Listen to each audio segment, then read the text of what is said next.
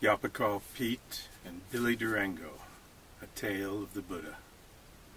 Push, push, pedal, pedal, straining calves and thighs across desert sands, endless pumping mountains distant rise blue, purple dawn, shift, sweep, the fine-tuned gravel splashes and runs before the wheels, sweat sweetened brow furrowed as the dusty rills. Hoompa! Hoompa! Breath in clear morning vapor trails, rise, spread. The desert is no place for a bike. Hot day, no place for a fish. Still late night dark, this wind-side early morn. Slow breeze tickled by a heralding aura washes up from the valleys. Slow lace floats in a freshening sky beyond the curve. The mother yawns her great wet mouth in continuous rhythmic serenade. A child, lately from the warm heart, quickens, though slowing, nurses in gathering mist. Too late the woodly Webleys toss tickets to the tops of dreams. The wisest said, trust. More the thoughts within, more the dreams without unbred. Those branches to blossoms turned that spring, and wood did rock on wood and reed. Said so that happy first hour, breast dreamt the mornings after. Swept petals murmuring coral grouped, hissed bees on trembly papered wings. On soft white sheets the years record, veils of laughter and tears. Cursed sand and sky and sun, metamorphized earth, linked by atomic link, crept on, while the ageless rocks slept, a geologic catnap, dream epics of time. Began and moved, stopped short too soon, chug, chug, human engine, huff, huff, air-injected, multi-phrasal, response-oriented, functionalized, non-person, pumping, peeling, charging on, red-glowed monkey's back, salt-stained, flex muscle diagrams of effort and strain, gray-eyed, batted lid, furrow of thought. I'm a-gonna break this desert, break its scorched-ass back, pump and haul, crush this sandcastle. I'm mourn these rocks.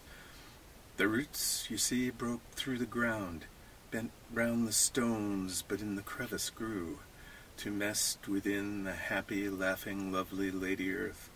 Offshoots tickle and probe. Earth, she moans, wrapped round and ground to what was a child. Sunshine, glass-colored, past-covered Louvre screens, dance and spill beneath mildewed earth in pots of plants free-stood in cornered crevice clues. Sparse cowboys still ride the plains, ephemeral reminders of the past. Their horses graze on dust-swept miles of free-flowing grain, trampled and threshed by rain and wind. Dry leather faces pace the sun, hoof clomp and jingle of spurs, bits and stirrups. The crows caw cavernously in the sky's empty expanse. Billy creeps on all fours, edging closer and closer still to the low hedge, careful not to over-disturb the grasses and give himself away. He moves like the wind, as Pete has shown him. Graceful, fluttering tops, the only clue. He comes to the hedge and peers through. Beyond, an orchard and a man. What love do you have for a day of sunshine, eh, Billy? We feel it. But what is it? Light. Heat. That's all. Heat. The world warm and cool. The night cool, warm and cool, day and night. The cloud that cool blankets the day, warm blankets the night. Ask the plants, Billy. Ask the plants.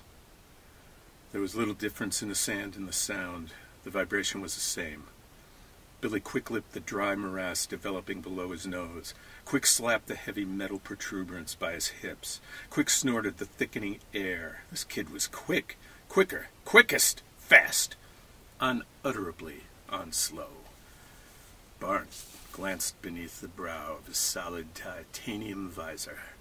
Through the clear, varnished dawn, there was something out there, something in the air. He scanned the horizon once, then shifted to a polar scan of the same area. The air thickened perceptibly. Billy thought that soon now he would have to decide, but for now there was existence in the pudding atmosphere of this place. Ah, there it was, just below the surface, so slow he wouldn't have noticed if he hadn't been Bart, if he hadn't known something was there, if he hadn't been aware.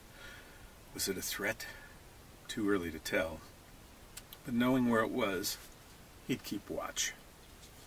Just then, he could feel it. A sudden chill.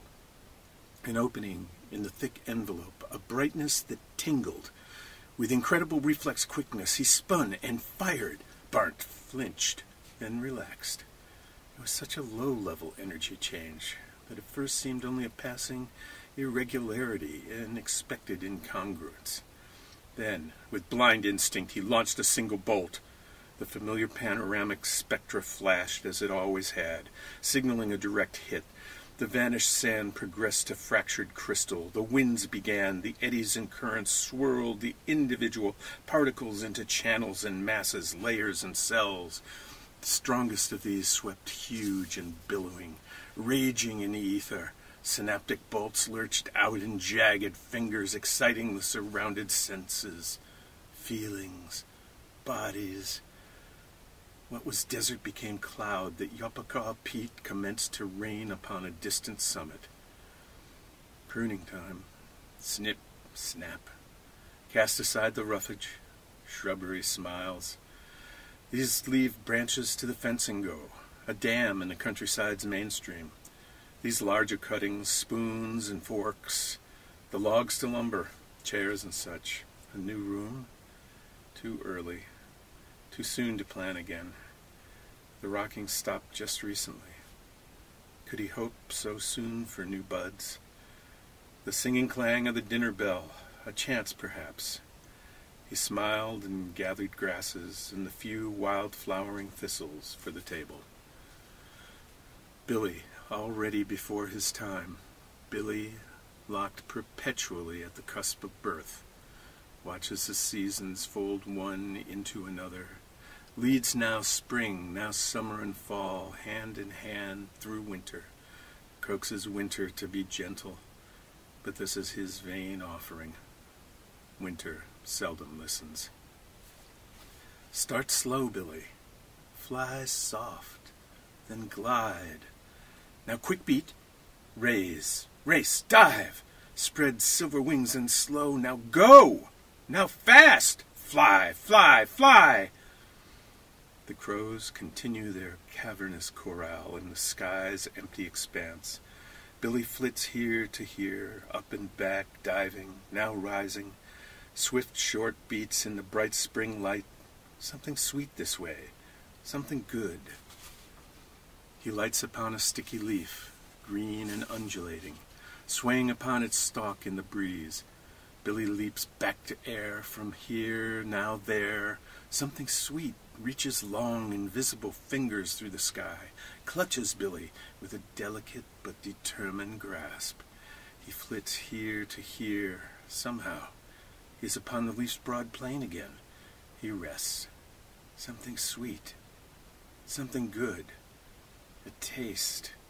He leaps again upon the waves of air, from here to here, diving, now rising.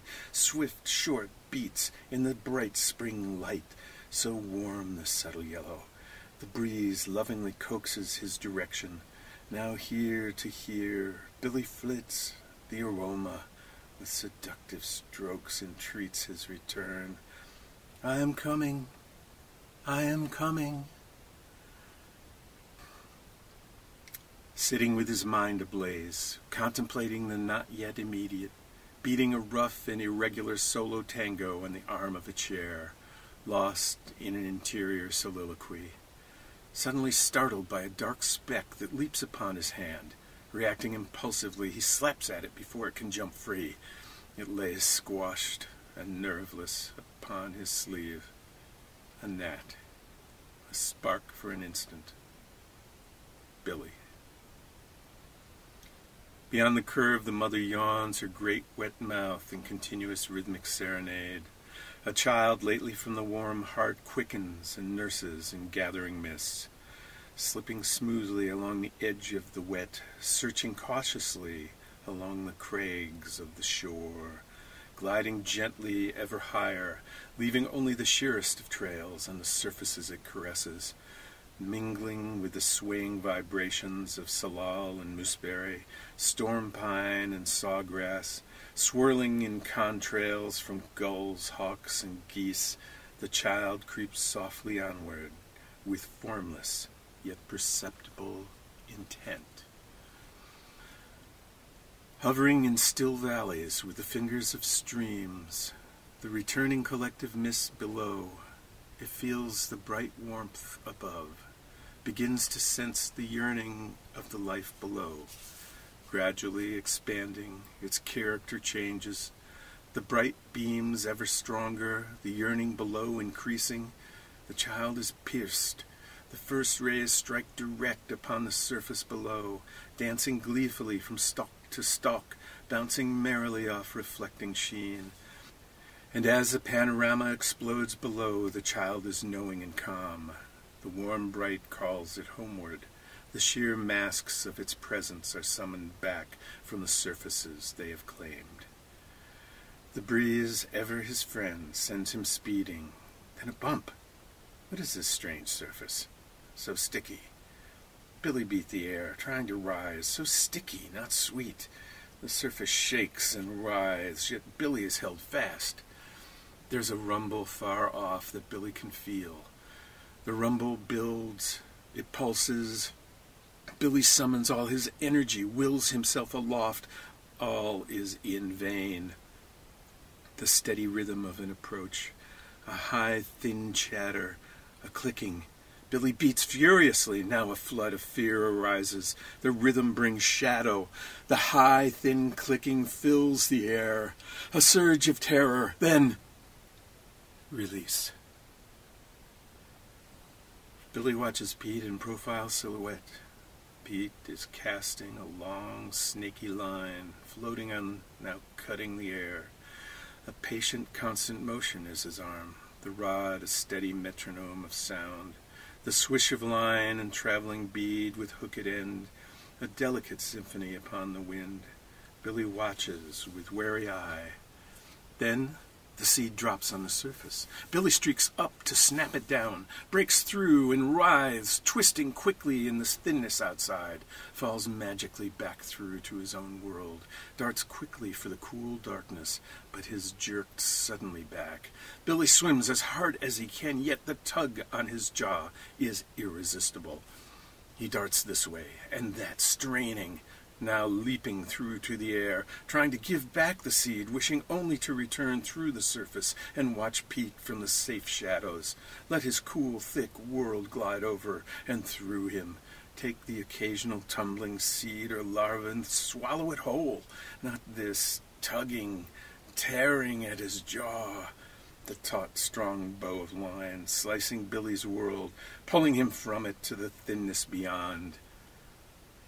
Pete is measured and practiced in this endeavor, now letting slack, now reeling in. The pup is sprightly, swift, and strong, but the hook is set. Patience and knowing on Pete's side. Yopacaw breathes deep the sweet, cool morning air, lets it roll over and through him. All good fish in all good time.